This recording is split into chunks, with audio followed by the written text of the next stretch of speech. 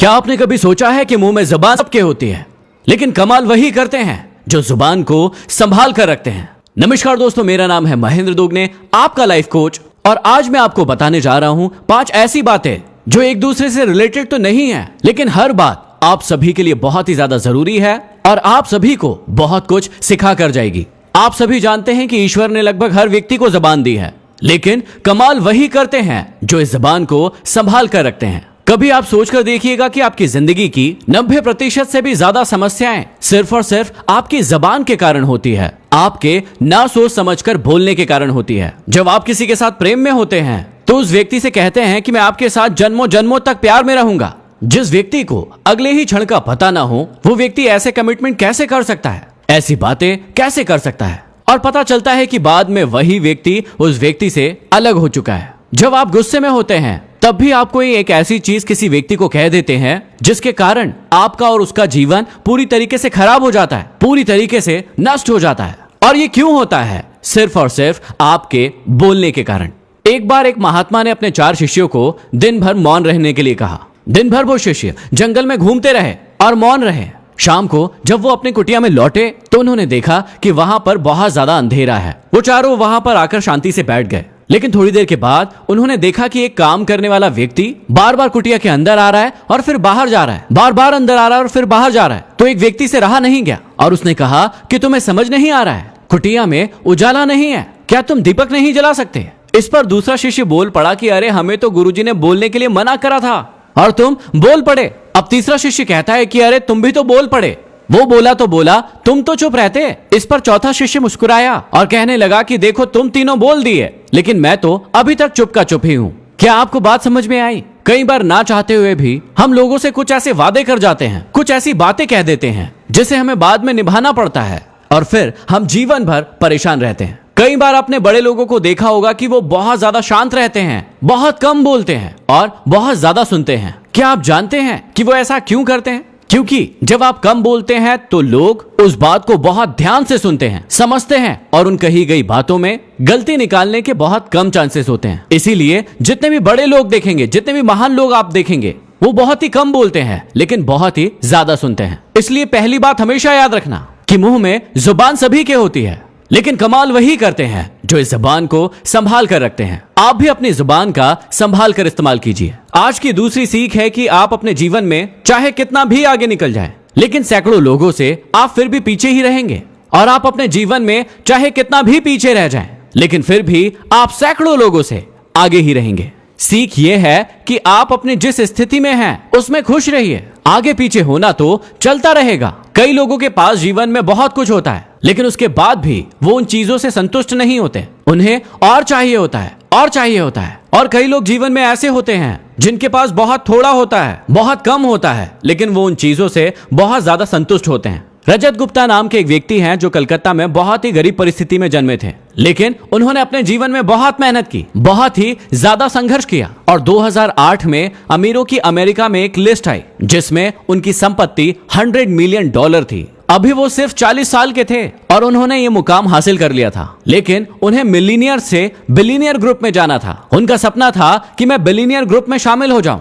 उनकी सफलता का अंदाजा आप इस बात से लगा सकते हैं कि वो बिल गेट्स के साथ चैरिटी वर्क करते थे, वो वॉरेन बफे के साथ काम करते थे। लेकिन उनके साथ जो हुआ उससे हम बहुत कुछ सीख सकते हैं। एक बार वॉरेन बफे ने एक बैंक को बचाने के लिए $5 बिलियन उस बैंक में लगाने की प्लानिंग की और उस प्लानिंग के वक्त रजत गुप्ता भी उस मीटिंग में शामिल थे। रजत गुप्ता को पता था कि यदि इस बैंक में पैसे लगे तो इस बैंक के शेयर जरूर बढ़ने लगेंगे। ये बात उन्हें बहुत अच्छी तरीके से पता थी, इसलिए उन्होंने अपने हैश फंड मैनेजर को कहा कि इस बैंक के आप 1,75,000 शेयर खरीद लीजिए। और उस मैनेजर ने ऐसा ही किया। जैसा उन्होंने सोचा था वैसा ही हुआ और शेयरों के दाम बढ़ने लगे और उन्हें देखते ही देखते $17 मिलियन का फायदा हो गया। लेकिन इसे ही कहते हैं इनसाइडर ट्रेडिंग, जो कि इल्लीगल है। जब इस बात का पता सभी लोगों को चला तो रजत गुप्ता को 2 साल की जेल हो गई और उनका नाम भी खराब हो गया। रजत गुप्ता के पास पहले से इतना पैसा था कि वो हर घंटे लगभग 50,000 रुपए कमाते थे, लेकिन उसके बाद भी उन्हें और ज्यादा पैसों की इच्छा हुई। उन्हें बिलियनियर ग्रुप में शामिल होना था, जिसकी वजह से उनका ये हाल हो गया। यहाँ से हमें यही सीख मिलती है कि हमारे पास जो है उसमें हमें संतुष्ट रहना चाहिए। हमें आगे बढ़ने की प्लानिंग जरूर करना चाहिए, मेहनत जरूर करना चाहिए, लेकिन किसी के और जैसे बनने की बिल्कुल भी कोशिश नहीं करना चाहिए। हमें हमेशा ही अपने आप के जैसे बनने की कोशिश करना चाहिए। जब भी आपको लगे कि आपके पास बहुत कम है, आपको कुछ भी नहीं मिला है, तो आप उस बच्चे को देख लीजिएगा जो रोड पर भूखा सोया है, जिसे खाना नहीं मिला है। आपको समझ में आ जाएगा कि आपको कितना ज्यादा मिला है। यहाँ पर सीख यही है कि आप आगे बढ़ते रहिए, मेहनत करते रहिए, लेकिन किसी और से आगे बढ़ने के लिए नहीं, बल्कि खुद से आगे बढ़ने के लिए। आज की तीसरी सबसे बड़ी सीख है कि वो गलती सबसे बड़ी गलती होती है जहां पर किसी इंसान को गलत होने का एहसास ही नहीं होता। हम लोग कई बार गलती करते हैं और कई लोग ऐसे होते हैं जो अपनी गलती को मानते ही नहीं हैं। या तो आप ऐसे हो सकते हैं या आपके साथ कोई इंसान ऐसा हो सकता है जो गलती तो करते हैं लेकिन उस गलती को मानते ही नहीं है। श्री कृष्ण ने कई बार कंस को उनकी गलतियां सुधारने और समझाने का मौका दिया, लेकिन वो अपनी गलती नहीं मानते थे। ऐसे ही श्री कृष्ण ने दुर्योधन को भी कई बार उनकी गलतियां समझाने और सुधारने का मौका दिया, उन्होंने भी अपनी गलतियां नहीं सुधारी। इसी प्रकार से श्री राम ने भी रावण को कई बार उनकी गलतियां सुधारने के लिए मौका दिया,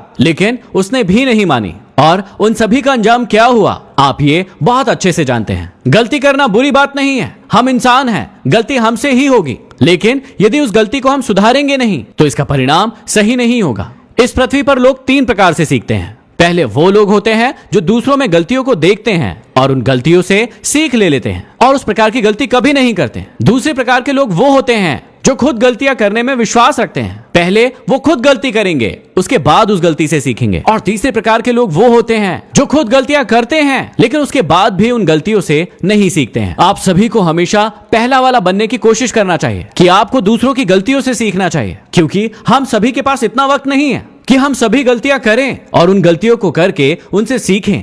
आज की चौथी सीख कम है और ह्यूमन साइकोलॉजी ज्यादा है। सोच कर देखिए कि आप एक रोड पर जा रहे हैं और आपकी गाड़ी से किसी दूसरी गाड़ी को टक्कर लग गई, उसके बाद क्या होगा? आप क्या चाहेंगे? आप चाहेंगे कि जितनी जल्दी से जल्दी हो सके कोई समझौता हो जाए, आपको कोई दंड ना मिले, आपको कोई परेशानी ना मिले।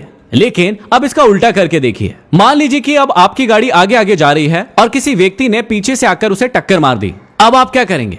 आप समझौता चाहेंगे? बिल्कुल नहीं। अब आप समझौता नहीं चाहेंगे, आप न्याय चाहेंगे। अब आप चाहेंगे कि आपकी गाड़ी में जितनी भी प्रॉब्लम आई है, जो भी चीजें हुई हैं, उसका आपको न्याय मिले, उसका आपको पैसा मिले, या फिर आप उस व्यक्ति को कोर्ट तक लेकर जाएंगे। इंसान की फितरत साफ है कि जब वो खुद गलत होता है तो वो समझौता चाहता है, लेकिन जब दूसरा गलत होता है तो वो न्याय चाहता है। यदि ये बदल जाए तो सारे के सारे झगड़े ही खत्म हो जाएंगे। और आज की पांचवी सीख हर रिश्ते के लिए बहुत ही ज्यादा जरूरी है कि आप तब तक नहीं समझ पाते कि कौन आपके लिए बहुत ज्यादा महत्वपूर्ण है जब तक कि आप उसे खो नहीं देते। माँ की कदर आपको तब तक समझ में नहीं आती है जब तक वो घर से थोड़े दिनों के लिए बाहर नहीं चली जाती। जब आपको सारे के सारे काम खुद से करना पड़ता है तब आपको माँ की असली वैल्यू समझ में आती है। एक पिता की वैल्यू उससे पूछिए जिसके पिता नहीं है। जब तक ईसा मसीह जिंदा थे, बहुत सारे लोगों को उनकी वैल्यू नहीं थी। उन्हें क्रूस पर लटकाया गया, उन्हें कांटों का मुकुट पहनाया गया, लेकिन जब वो इस दुनिया से चले गए तब लोगों को उनकी कद्र समझ में आई। ऐसे बहुत सारे लोग आज आपके जीवन में भी होंगे जिनकी आज आपको कद्र नहीं है। उनके लिए आज आपके दिल में कोई सहानुभूति नहीं है, लेकिन जिस दिन वो चले जाएंगे आप सभी बहुत पछताएंगे। इसलिए उन सभी लोगों की और उन रिश्तों की कद्र करना सीखिए जो आज आपके साथ हैं। ये 5 बातें हमेशा याद रखें और अपने जीवन में उतार लें और दूसरों तक भी इन 5 बातों को जरूर पहुंचाएं। वीडियो अच्छा लगा हो तो शेयर जरूर करें। अगले वीडियो में फिर मिलते हैं, तब तक के लिए धन्यवाद।